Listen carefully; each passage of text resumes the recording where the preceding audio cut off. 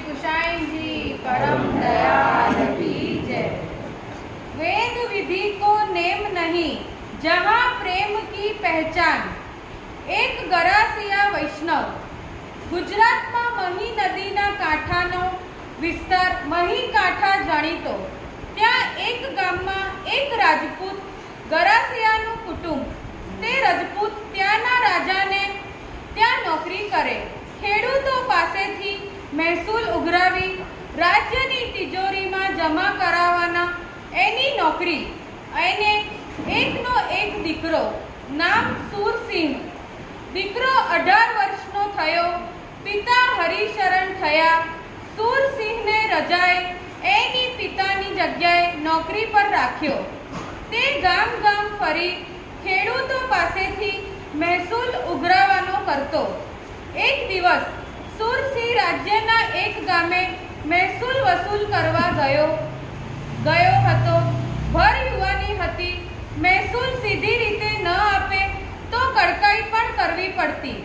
એ ગામના રસ્તા ઉપરથી સુરસિંહ પસાર થતો હતો ત્યારે તેણે પાલખીમાં બિરાજીને જતા શ્રી ગુસાઈજીના દર્શન કર્યા।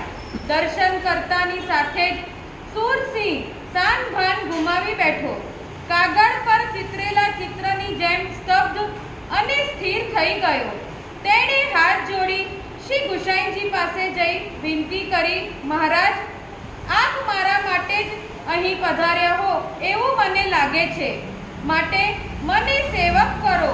હું મહા અપરાધી છું, મહાપતિત છું, કારણ કે પેટ ખાતર રાજાની નોકરી કરવી પડે છે। ગરીબ ખેડૂત પાસેથી કડકાઈ કરીને કર વસૂલ કરવો પડે છે। ઘણા ગરીબોના મને હાય લાગતી હશે। હવે આપના શરણે છું, મને સેવક કરો। સુરસિંહ સામે જોઈ શ્રી ગુસાઈજી હસ્યા અને કહ્યું, તમે તો લહેણું વસૂલ કરો છો, એમાં વળી અપરાધ ક્યાં છે? તમે તો રાજ્યના નોકર છો, રાજાના હુકુમ પ્રમાણે જ ચાલો છો અને તમારી ફરજ બાજવો છો। મહારાજ, મારી એટલી જ વિનંતી છે કે મને સેવક કરો। બાજુમાં જ મારું ગામ છે, આપ ત્યાં પધારો। શ્રી ગુસાઈજીએ સુરસિંહને નામ નિવેદન કરાવી સેવક કર્યા।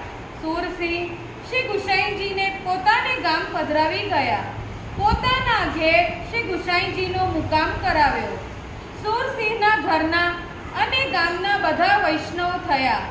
સુરસિંહે વિનંતી કરી, મહારાજ, એવો કોઈ ઉપાય બતાવો જેથી મારું મન પ્રભુમાં લાગે। શ્રી ગુસાઈજીએ સેવા કરવાની આજ્ઞા કરી। શ્રી લાલજીનું સ્વરૂપ અને કુમકુમથી છાપેલા પોતાના ચરનારવિંદ વાળું વસ્ત્ર સેવા કાજે પધરાવી આપ્યું। સેવાની બધી રીત શીખવી શ્રી ગુસાઈજી ગોકુલ પધાર્યા। સુરસિંહ તેમના પત્ની સાથે ભાવપૂર્વક સેવા કરતા। એક વખત ગોકુળમાં શ્રી ગુસાઈજી ભોજન કરીને બહાર પધાર્યા।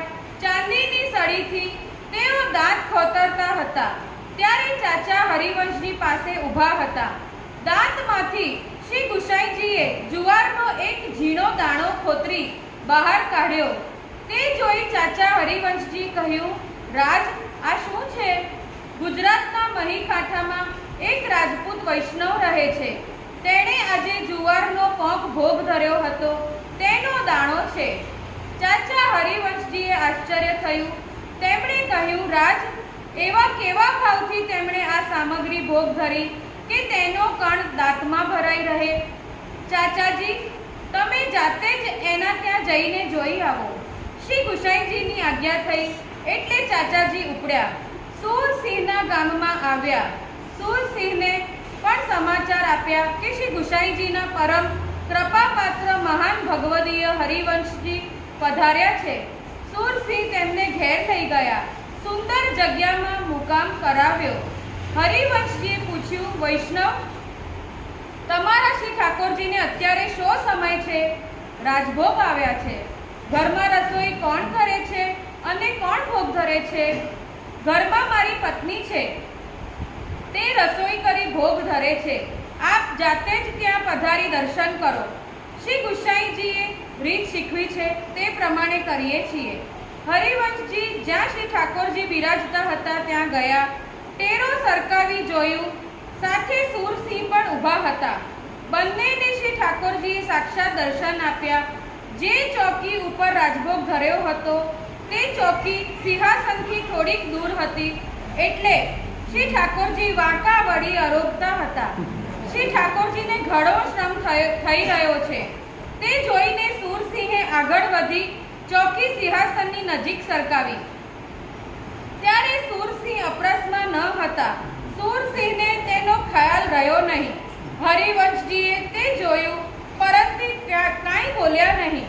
રાજભોગ દર્શન પછી સુરસિંહના પત્નીએ વિનંતી કરી, ભક્તરાજ, ચાલો પ્રસાદ લેવા પધારો. હરિવંશજીએ કહ્યું, હું તો મારા હાથે રસોઈ કરું તો જ ભોજન કરું છું. વૈષ્ણવરાજ, તમને જેમ પ્રસન્નતા થાય તેમ કરો. બધી કાચી સામગ્રી હાજર છે. આપ સ્નાન કરી રસોઈ કરો. હરિવંશજીએ પ્રસાદ લીધો. પછી જ બંને સ્ત્રી પુરુષે પણ પ્રસાદ લીધો. ભોજન પછી ચાચાજી વિશ્રામ કરતા હતા. સુરસિંહ પાસે બેઠા હતા. ચાચાજીએ પૂછ્યું, વૈષ્ણવ, અમુક મહિનામાં અમુક દિવસે તમે શ્રી ઠાકોરજીને કઈ સામગ્રી ધરેલી? તે દિવસે બધી સામગ્રી સાથે વિશેષમાં જુવારનો પોક ધર્યો હતો. શ્રી ગુસાઈજીની વાત સત્ય થઈ. હરિવંશજી ચૂપ રહ્યા. ત્યાંથી વિદાય લઈ પાછા ગોકુળ ગયા. શ્રી ગુસાઈજીએ હરિવંશજીને પૂછ્યું, તમે તે રજપૂતને ત્યાં જોયો? હા મહારાજ, જોયા, પણ તેના ત્યાં પ્રસાદ લીધો નહીં, કારણ કે તમે તે વૈષ્ણવના ઘેર આચાર જોવા ગયા હતા, એટલે આચાર જોઈને પાછા આવ્યા. પણ શ્રી ઠાકોરજી માટે તેનામાં કેટલો સ્નેહ હતો તે તરફ તમારું ધ્યાન ન ગયું. આરોગવામાં શ્રી ઠાકોરજીને શ્રમ થતો જોઈ તેણે આચારનો વિચાર ન કર્યો. શ્રી ઠાકોરજીના શુભ કાજે ચોકી નજીક સરકાવી. આ તો પુષ્ટિ માર્ગની વિશેષતા છે. હું તો તે વૈષ્ણવના પ્રીતિ અને દીનતાથી પ્રસન્ન છું, એટલે તે મને તેના ઘરે ભાવથી ભોગ ધરે ત્યારે હું તો અરોગું છું. સિદ્ધાર્થ નવનીત. પુષ્ટિ માર્ગમાં પ્રભુ જીવની કૃતિ જોતા નથી, સ્નેહ જુએ છે. પુષ્ટિ પ્રભુ કોઈ સાધનથી વશ થતા નથી, કેવળ સાચા સ્નેહથી વશ થાય છે. જ્યાં સાચો સ્નેહ હોય ત્યાં કૃતિની ન્યૂનતા દોષરૂપ બનતી નથી. પુષ્ટિ માર્ગમાં પ્રભુ પોતાના પ્રમેય બળથી જીવનો ઉદ્ધાર કરે છે. જીવનો ઉદ્ધાર સાધન બળથી થતો નથી. માટે વૈષ્ણવના હૃદયમાં જો સાચો સ્નેહ ન હોય તો વૈષ્ણવે કરેલી કોઈ પણ કૃતિ અલૌકિક ફળ આપતી નથી. સ્નેહના આવેશમાં દેહનું ભાન ન રહે અને અપરસ ન સચવાય તો તે દોષરૂપ નથી. આનાથી અર્થ એવો નથી કે સ્નેહના નામે જાણ બૂજીને અપરસમાં શિથિલતા કરવી. વૈષ્ણવની કૃતિ ન જોવી, વૈષ્ણવની વૃત્તિ જોવી. શ્રી ગુસાઈજી